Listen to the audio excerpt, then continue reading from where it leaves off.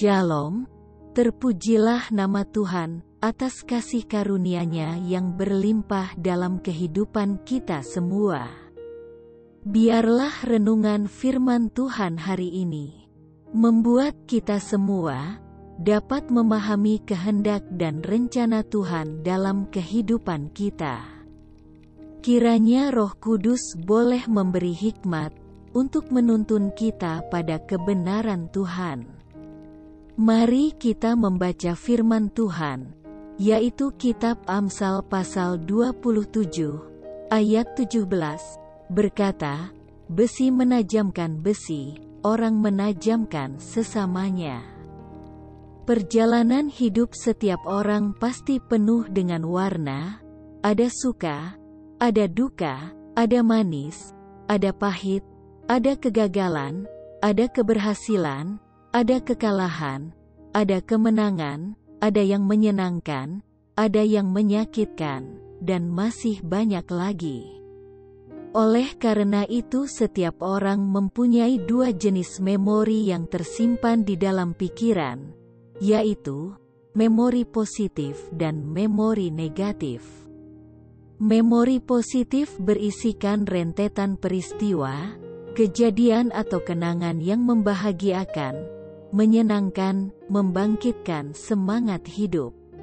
Sementara memori negatif berisikan kenangan, pengalaman, peristiwa atau segala hal yang menimbulkan kekecewaan, luka, sakit hati, kecewa, mematahkan semangat hidup. Memori mana yang sering muncul di pikiran atau yang sering kita ingat-ingat? Apakah hati dan pikiran kita dibelenggu oleh kenangan-kenangan masa lalu yang menyakitkan yang membuat kita tidak bisa move on? Selama kita masih terbelenggu oleh masa lalu yang kelabu, kita takkan pernah bisa menatap hari esok dengan pasti, karena kita masih menoleh ke belakang. Dalam kitab Ibrani pasal 12, ayat 1 dan 2, berkata, "Marilah kita menanggalkan semua beban dan dosa yang begitu merintangi kita, marilah kita melakukannya dengan mata yang tertuju kepada Yesus, yang memimpin kita dalam iman." Ingat, masa lalu itu sudah berlalu, dan takkan mungkin bisa terulang kembali. Kita takkan bisa memperbaiki masa lalu, yang bisa kita lakukan adalah mengisi waktu sekarang dengan sebaik mungkin, tanpa terpengaruh pada pengalaman masa lalu yang menyakitkan. Jadikan masa lalu sebagai pembelajaran hidup. Mungkin saja Tuhan mengizinkan kita mengalami hal-hal pahit di masa lalu dengan maksud yang indah, yaitu Ia hendak menajamkan karakter kita, melatih kesabaran, melatih iman, melatih ketekunan, menguji kesetiaan, melatih penguasaan diri, mengajar mengampuni orang lain dan sebagainya. Karena manusia tidak mengetahui waktunya. Seperti ikan yang tertangkap dalam jala yang mencelakakan, dan seperti burung yang tertangkap dalam jerat, begitulah anak-anak manusia terjerat pada waktu yang malang, kalau hal itu menimpa mereka secara tiba-tiba. Tertulis dalam kitab Pengkhotbah pasal 9, ayat 12.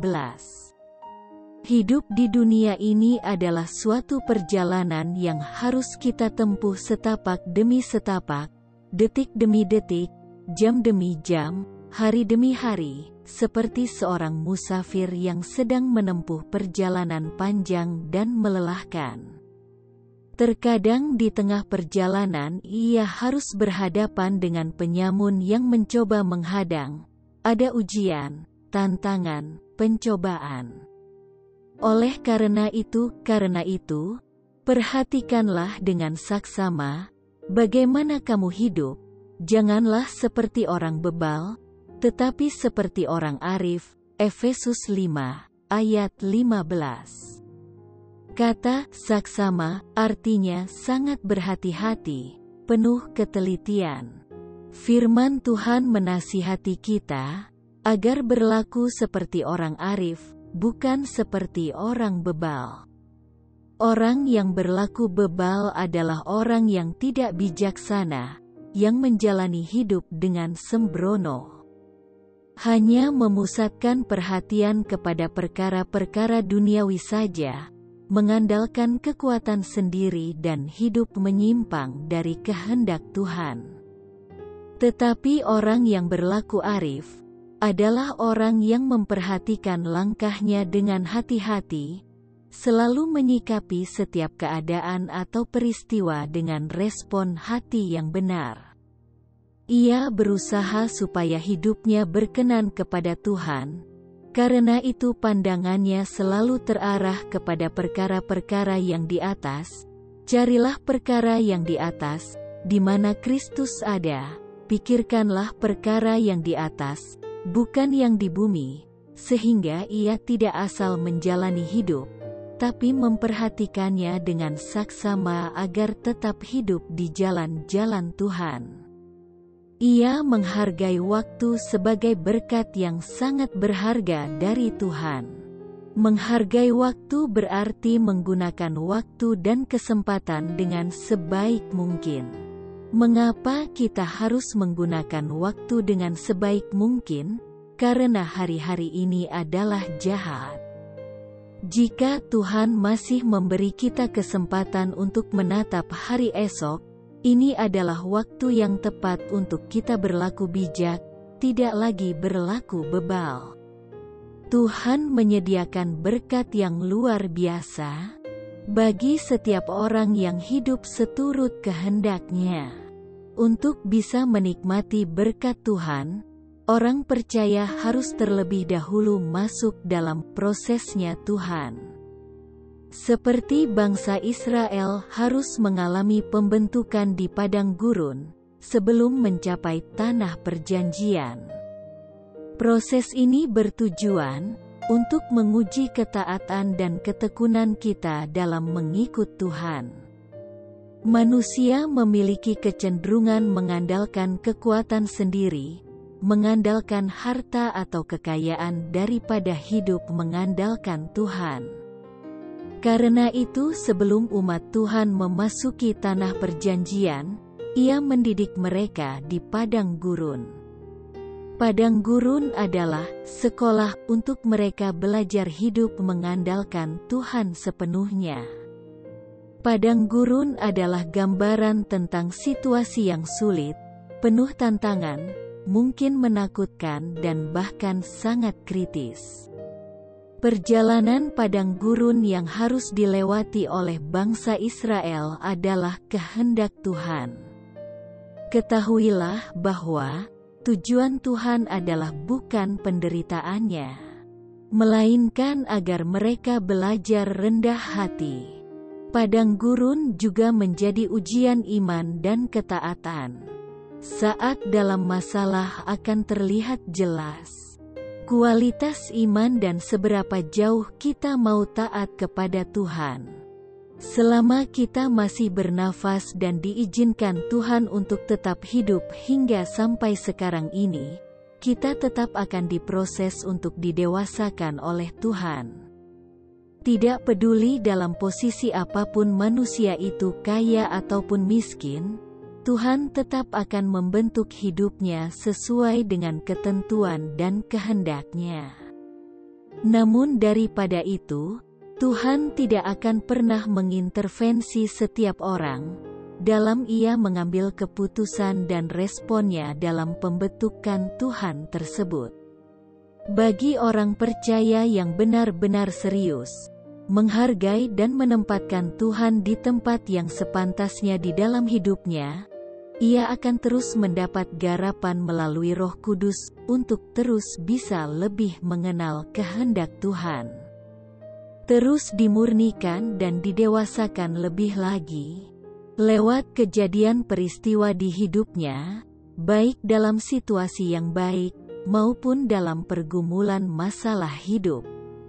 Tuhan berusaha mendewasakan kita agar kita menjadi pribadi yang murni untuk mengasihi Tuhan, berkeadaan sebagaimana layaknya sebagai anak-anak kerajaan Allah, yang hidupnya taat dan berkenan di hadapan-Nya. Masalah-masalah yang ada di hidup kita adalah proses pendewasaan oleh Tuhan. Lewat proses tersebut, Tuhan akan membentuk, mengarahkan hidup kita untuk fokus mempersiapkan diri dan kelayakan diri di hadapan Tuhan. Dan akhirnya kita terbiasa untuk memikirkan lebih serius mengenai kelayakan diri kita untuk diterima di kerajaan Bapa yang kekal di surga, dan sekaligus menjauhi tindakan-tindakan yang mengakibatkan sampai kepada neraka kekal. Setelah terbiasa untuk memikirkan kekekalan itu, kita akan menjadi pribadi yang sangat serius mempersiapkan diri kita untuk menjadi mempelai-mempelai Kristus yang tidak bercacat celah dan layak menerima mahkota hidup kekal di kerajaan-Nya. Dan pada akhirnya, kita menjadi tidak akan menomorsatukan lagi hal-hal keindahan dunia, maupun persoalan-persoalan hidup yang ada di bumi yang sementara ini. Dengan demikian, setiap persoalan yang kita hadapi di bumi akan terasa kecil di hadapan kita, sebab ada Tuhan yang lebih besar dari masalah kita. Dan sebaiknya memang kita lebih harus terus mempersoalkan dengan serius mengenai mempersiapkan kelayakan hidup kita di hadapan Tuhan. Dan itu jauh lebih penting dari semua masalah-masalah hidup kita di bumi ini. Tuhan Yesus memperlakukan semua manusia dengan adil, dan menggarap mereka juga.